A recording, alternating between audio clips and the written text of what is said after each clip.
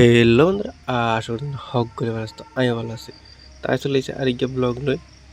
তো হয়েছে আমরা বাড়ি ঠাকুর করে যাত্রার দিনের ভিডিও, তাই দিতে একটু দেরি গেছে, এলে সরি।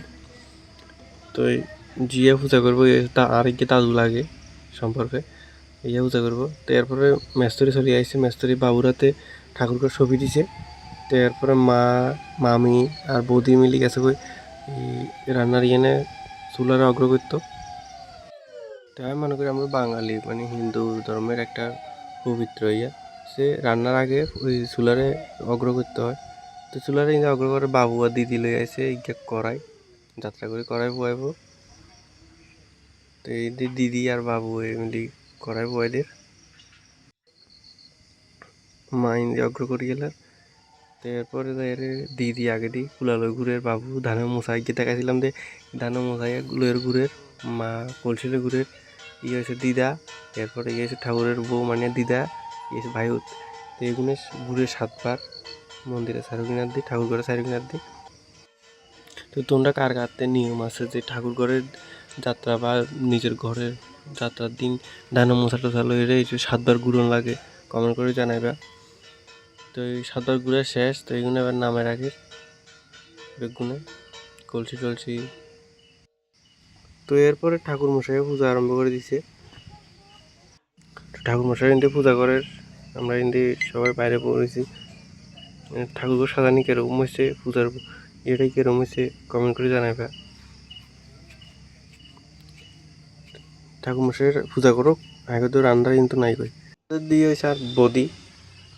তো এই তোমরা কারো যদি রান্ধনি লাগে তার লগে যোগাযোগ করিও, বদি যাই রান্ধি আইব।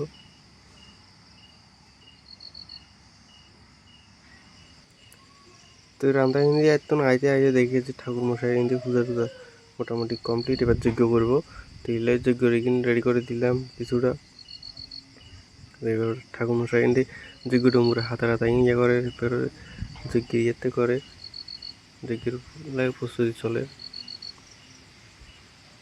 তার কাছে এরকম ভিডিও কিচ্ছু নাই, মানে মনে করছিলাম ফাটে ফাটে দিমু ঠাকুরের যাত্রার ইয়া, এরকম দিতে আসলাম না। তো এরপরে ঠাকুর মশাই যজ্ঞ করে, তো এই সময় হয় না। তো ভিডিও করবে সময় হয় না, নিজের বাড়িতে অনুষ্ঠান হলে যা হয় আর।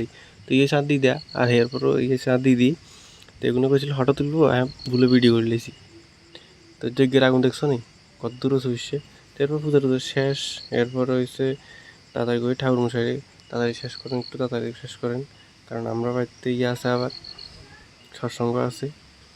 তো এরপরে যজ্ঞ টজ্ঞ শেষ, এদিকে বাবু আশীর্বাদ নিতে আইছে, বাবু আশীর্বাদ লর।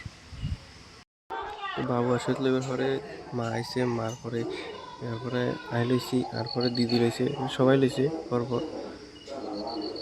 তো এমনি তো পূজা টুজা শেষ, এবার মা ঢুকছে ঠাকুর ঘরে, ঢুকিয়ে সব কিছু গোছার, কারণ এর গোছাই শেষ করতে না হলে ইয়া প্রার্থনা করতে পারতো না, সৎসঙ্গ ইয়া করতে পারতো না। তো এরপরে সৎসঙ্গ আশ্রমের জন্য আমরা গুরু ভাইয়েরা চলে আসে। তো এরপরে ভিডিও করতে পারি না দৌড়াদৌড়িতে।